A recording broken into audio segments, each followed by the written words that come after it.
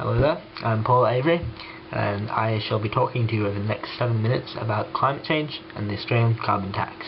I hope to thoroughly inform you on these topics so that you can form an understanding of what climate change is and what it does, and the pros and cons of a carbon tax, its current noticed effects, as well as being able to form your own opinion on it, or at the very least be pointed in the right direction.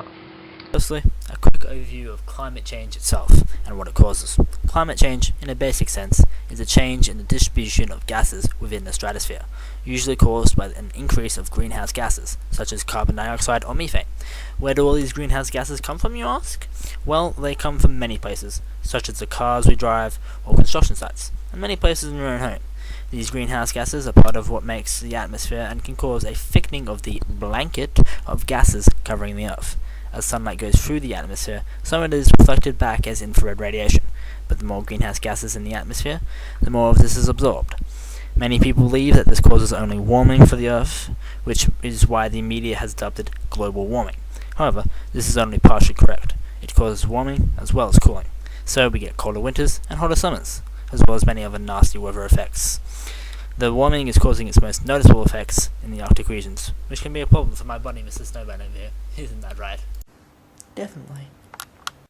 For those of us who don't know exactly what the carbon tax is, simply put, it is a tax on carbon introduced first by ex-Prime Minister Kevin Rudd and implemented by current Prime Minister Julia Gillard.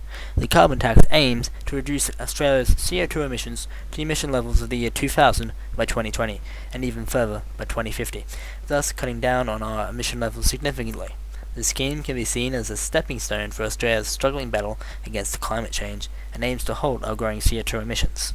A price of $23 is set for every tonne of carbon dioxide equivalent, or CO2e, that a company produces, which companies must buy permits for. This price will gradually increase until July 2015, where a carbon trading scheme will be implemented. While it may sound good that the Australian government wants to reduce Australia's carbon emissions, there is actually many people opposed to the carbon tax. There are several reasons that these people are against it, a large one being the controversy over Julia Gillard herself, claiming there would be no carbon tax under her government. There will be no carbon tax under the government I lead. This has caused much anger from many voters, who feel that she was voted in on false claims. The opposition leader, Tony Abbott, has kept the pressure on, speaking out against the carbon tax in many cases, claiming that it would have a highly negative impact on the Australian economy, believing it would be an act of economic self-harm. As well, many people dislike the fact of having to pay another tax. However, my fine friends, it is not truly a tax in the proper sense, but a trading emission scheme with a fixed rate for the first 3 years. It is pointed out that if the economy is weakened, it will cause companies to outsource to other countries such as Asia, and research has shown that if companies do outsource, the net effect of carbon tax will increase CO2 emissions. However, it has been noted by the Age newspaper that unemployment has in fact gone down, at least in the first month following the implementation of the carbon tax. Unemployment in Australia has gone down to 5.2%, with places like Western Australia and New South Wales adding many jobs to the total, and if trends continue like this, companies outsourcing should not be too much of a problem. Now, an extract from a mock interview with a prominent scientist on the subject of carbon tax. Hello there. I am a scientist, and I have researched into the carbon tax, and I have deduced that the carbon tax, while it is a good start, will not be able to reach our goals of reduced emissions by 2050 alone, as it is not enough.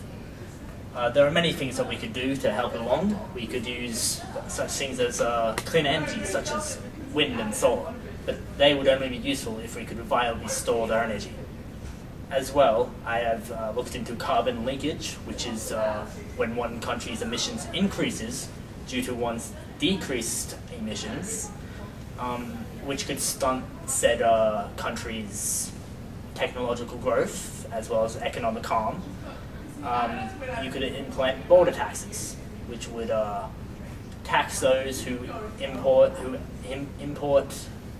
carbon and give rebates to those who export it. Thank you.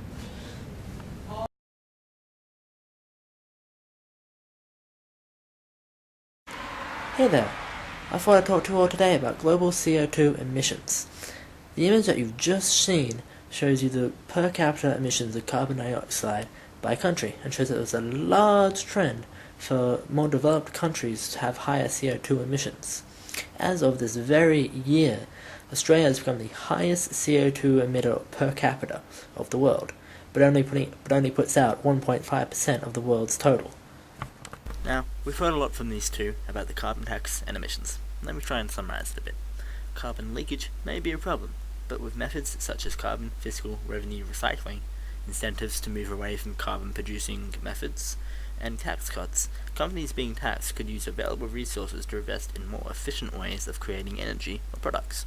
As well, as part of the Clean Australia scheme, $14 billion is being invested into clean energy sources, divided into several areas such as energy efficiency. This will allow Australia to become a cleaner country overall, and no longer be the highest per capita emitter of carbon, and begin setting a good example for the rest of the world. Thus, over the past 7 minutes, we have heard many reasons why the carbon tax could be good or bad. Personally, I believe that the carbon tax can be an incredibly useful thing for Australia, and that it could allow us to become a cleaner country overall. However, it must be carefully monitored as well as the proper policies implemented, because it could have a negative impact on Australia. But hey, I'm just one guy. Don't let me tell you what to think. Go out there and research this for yourself and come up with your own opinions on the carbon tax.